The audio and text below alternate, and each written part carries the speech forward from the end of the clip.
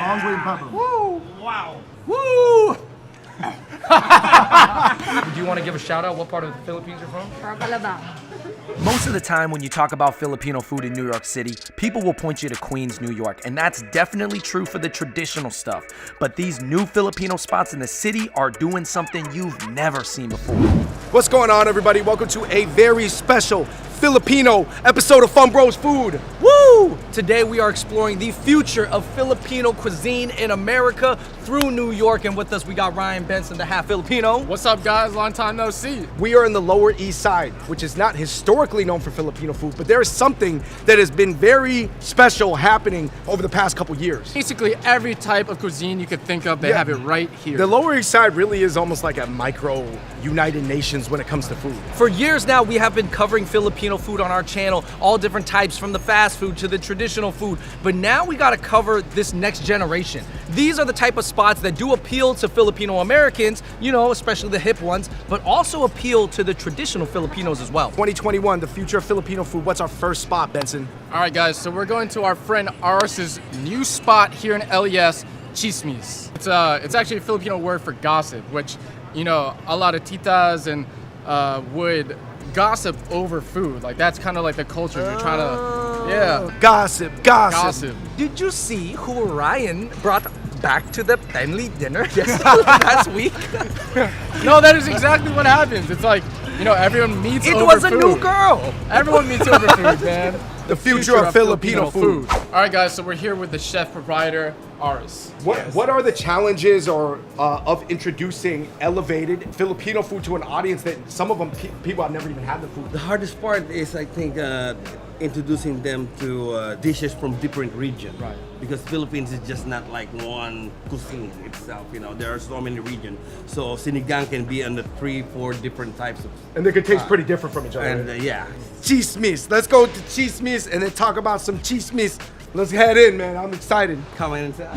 All right, everybody, big shout out to our sponsor today, Bright Cellars. They are a fine wine service that is pairing you with wines from across the world based off of a really quick online survey, and they're delivering them straight to your doorstep. It's like having a personal expert wine matchmaker. This is great for people who know nothing about wine and want to learn, and also wine drinkers who know what they like. I just started drinking wine this past year, and I realized I like fruity, bright wines in either red or white. And for watching our video, they're giving you, our viewers, 50% off your first 6-bottle box of wine. If you click on my link down below, 50% off, that is half off. That is enough to make you consider almost anything. Each box comes with wine education so you know where it comes from, what temp to serve it at, suggested pairings, basically all the info you need to impress your friends or a date. I love how you can get educated so quickly about wines. I'm not a som yet, but at least maybe I could have a convo about it. With great customer service and sustainable packaging, I gotta say, Bright Cellars is doing it right, making getting great wine super easy. Some of the wines they sent me that I'm super excited about are this Humdrum, which is a Viognier, this Batik, which is a Chenin Blanc, and this Watchkeeper, which is a Verdeo. And they're all very bright and light and cut the fat well. And since we're eating Filipino food, such as kare-kare, which tend to be a little bit on the heavier side, a light-bodied white wine would work perfect for the food at Chismis and Mama Fina's, for example. But again, don't take my word for it. You should just give it a shot and try it yourself by clicking on the link down below. Leading off here at Chismis. Okay, guys, so we have isao, deep fried like pig intestine, and then it's usually given with a dip called suka, which is a vinegar-based dip, very commonly eaten with beer. Isao. It's a good drinking food because it's salty, it's fried, it makes you want to drink beer. All right, you guys, we are looking at bone marrow sinigang, short rib kare-kare, and that is This intestines again. Snout and ears. All right. So let's start off with these, man, because these are, this is like sinigang like I've never seen.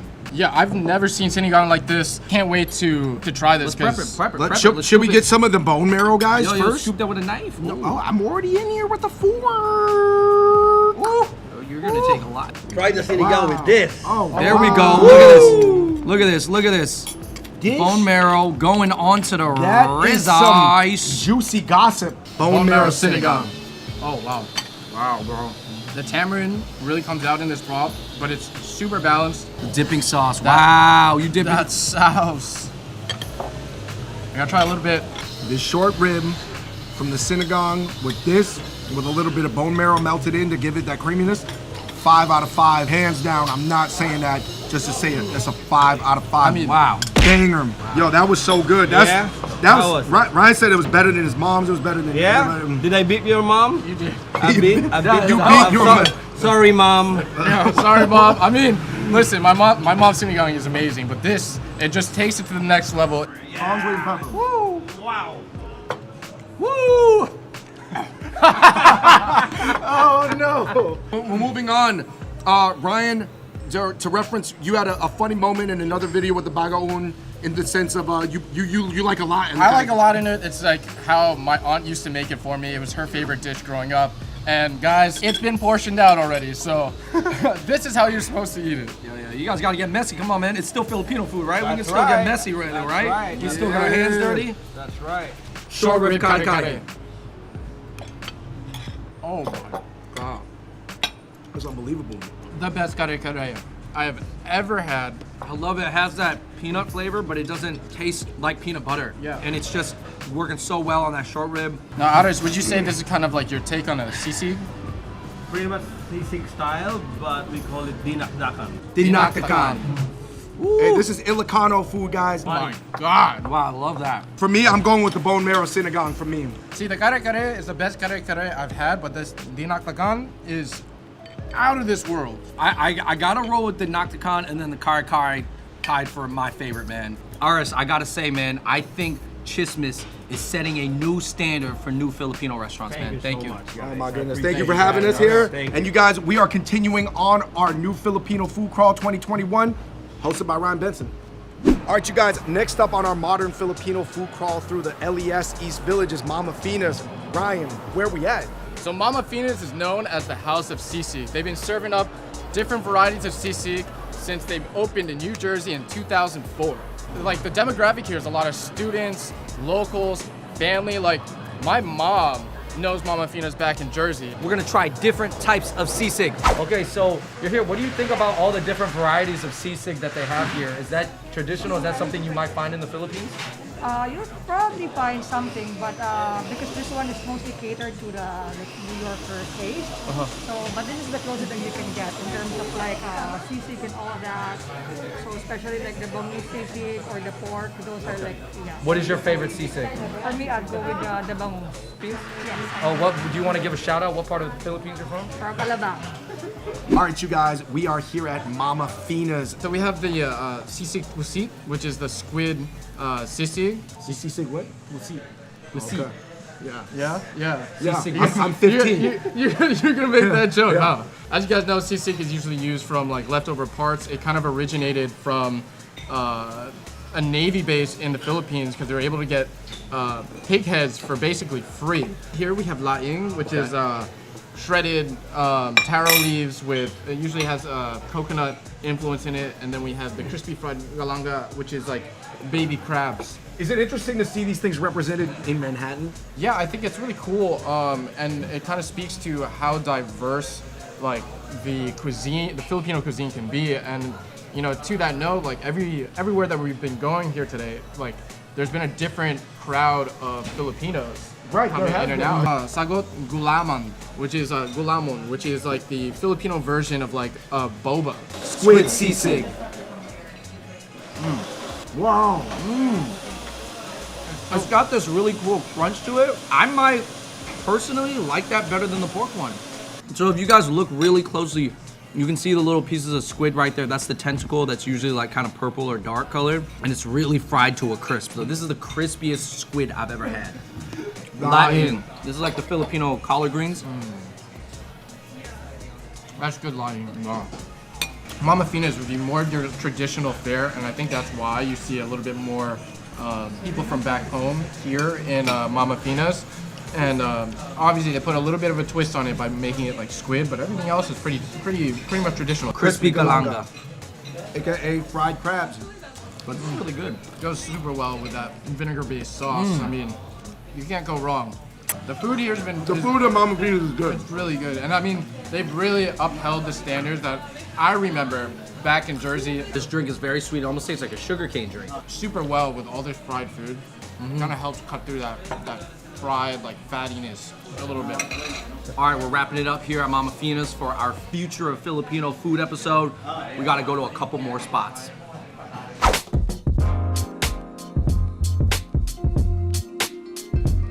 All right, you guys, we are on the world famous McDougal Street right now. There's a ton of ethnic street foods, comedy clubs, the comedy sellers here, and of course, what are we in front of?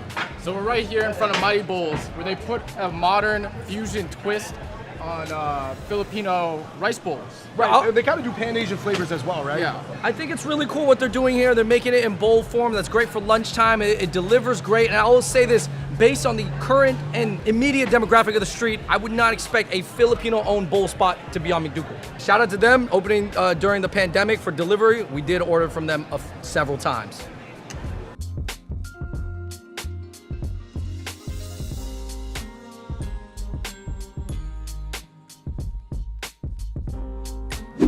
This one is from Manila. It's called the Manila because, why is that? Because I know this is called lechon, right? Yeah, the lechon kawali. All right, you guys, we are doing what this bowl spot allows you to do. We're on one of the liveliest streets in New York City right now, McDougal, having a lechon kawali in a bowl. Yeah, man, so we're eating this real New York style. We're walking, we're talking, we're working right now. So we got the lechon kawali, the Manila bowl right here with poached egg, some crispy garlic, and also some bok choy.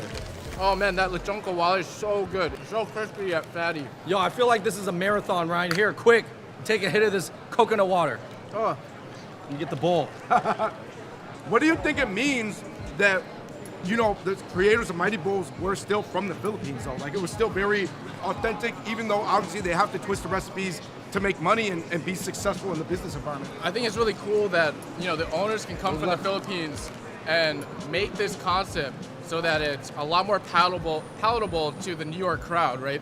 Because everybody eats like rice bowls out here, but nobody really sees the Filipino rice bowl in that game. It's almost like Panda Express-izing Filipino food, which despite how long Filipinos have been in America, has yet to happen, right? Yeah, man, but it's kind of put a little bit of an elevated twist on it. Obviously, you're not getting the food quality of a Panda Express. You're still getting real, like, well-cooked pork belly lechon kawali. No, Panda still could be good.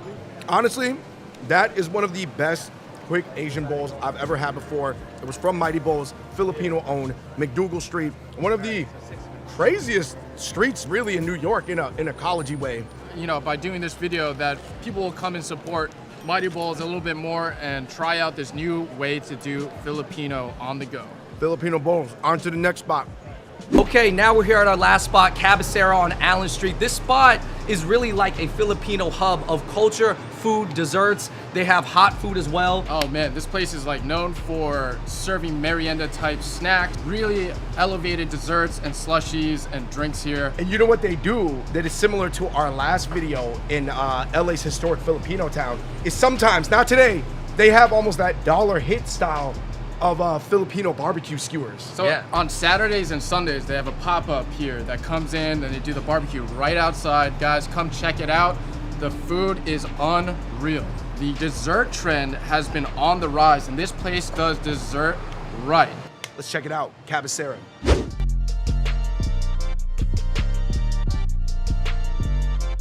All right, Joey, you are from Bataan, Yes. 2 hours from Manila. What are we looking at right here? What we're looking here is the Filipino desserts, the halo halo, the famous halo halo, and the calamansi juice, slushy calamansi, and we have the matcha ube. The way that they do it here, they kind of really elevate it. The presentation is kind of next level. Look at that shaved ice though. It is like an ube flavored shaved ice, if I'm not mistaken. Correct.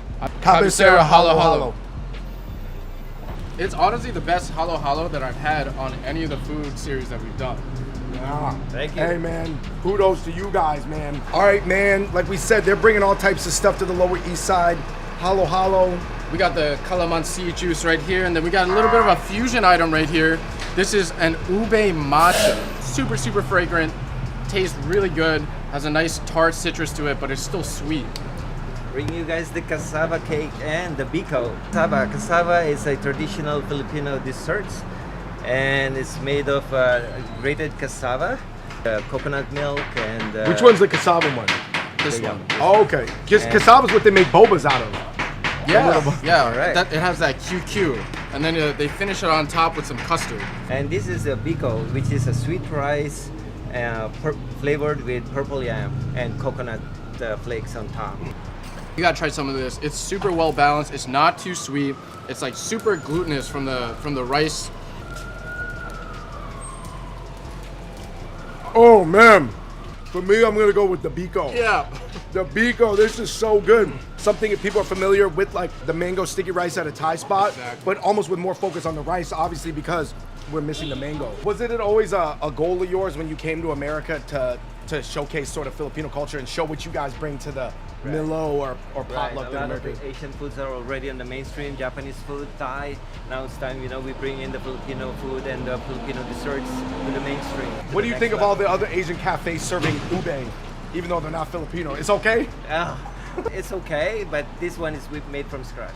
Okay, all right. It's okay, but he just wants to let y'all know the ube, they made it from scratch. All right, Joey, what are we looking at here? Now what we're looking at here are bibingka and the leche flan that we have. Both of these are made here at Cabecera, and bibingka is famous, on the Filipino desserts circle with coffee. It goes very well. It's a sweet rice bread with coconut flakes and sometimes they put egg on top of it. And then the leche flan is it's sort of like you guys' take on It's like a custard. like a Spain from yes, Spain? Yep. All right. Joey told me that the Dominicans, the Puerto Ricans, the Mexicans, they really like this version of flan. It's distinct in its own way, right? I think, leche de flan, it comes based from like a Spanish recipe, but the way that they do it in the Philippines adds that little bit of extra Filipino love that you can taste in the food. So, Dude, I like it a lot, man. Yeah. Because you know what it is? I think sometimes, and I respect everybody's thing, like some people use like cinnamon in it, but then you guys are using more coconut. Yeah. And more like the cassava syrup and stuff like that. It's a little bit more tropical. More tropical Asian-y, right? Yeah. Like, yo, Andrew, you gotta try this. All right, just got back. Flan de leche. Joey has been breaking down everything. Why? Flan de leche. From, Well, flan de let me taste it. we gotta give a highlight on. I'm sorry if I'm gonna mess up. I'm gonna murder the city name again.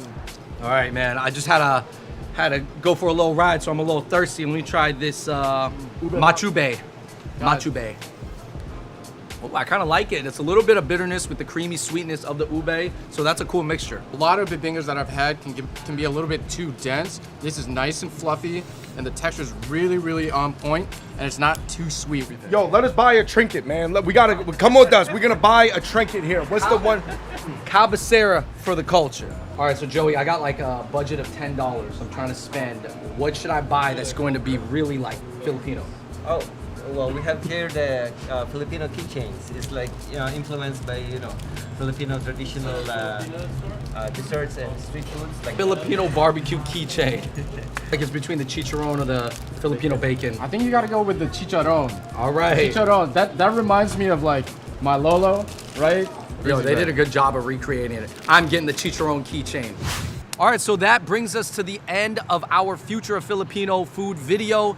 Man, what did you guys notice? I noticed that actually all the owners of Sismis, Mama Fina's, Cabecera are actually very traditional Filipinos that are maybe like 40 years old, 50 years old, 60 years old, but have been educated in the West, and they're sort of translating it, but they're not necessarily like Phil-Ams. They're not Filipino Americans. I think it's really cool that these Filipino chef owners are able to come from the Philippines and kind of bring this more modern twist to traditional food that can be more directed towards Filipino Americans rather than just traditional Filipino like fobs coming from back in the Philippines. Well, it kind of like gets all the crowds. Yeah. Because I think the traditionalist obviously gets the people from that country. It gets white people who are interested in like culture and anthropology. And then you also get the Phil-Ams who, have a space to connect with their roots. And I think because of this, it's really starting to drive that food trend. You're seeing Filipino dessert places opening up everywhere.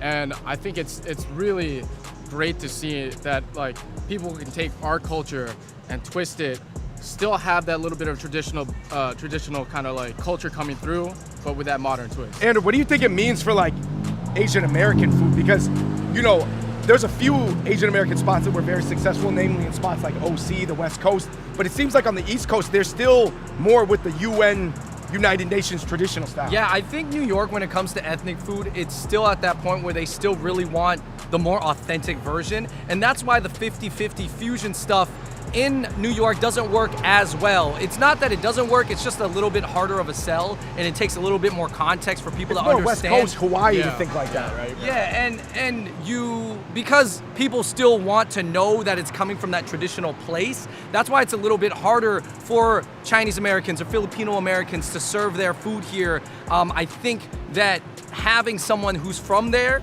that's just a little bit more westernized, that like maybe studied in the West, studied in America, that has that flair and can do kind of that 80% traditional, 20% American style, I think that's gonna work better even than the 50-50, at least in New York City. So statistically speaking, most Asians living in America are actually still immigrants. Yeah. So you would think that a lot of those immigrants still want some sense that their food is very traditional and authentic. So that's why the market for the 50-50 American and Asian fusion is a little bit smaller than people would like to think. I think the That's very OC. You see that all the time in the OC. all the time, like, all the time. I think the 50-50 is cool, but I understand for the mass market, you know, and for most Asians who are in America still, it's tough. All right, you guys, please let us know in the comments section below what was your favorite traditional item that we covered today, and what was the slight twist that you liked, or what's a slight twist to a traditional item that you'd like to see on the menu of one of these spots. And until next time, huge shout out to Ryan Benson, Hopper representative. We out. Peace.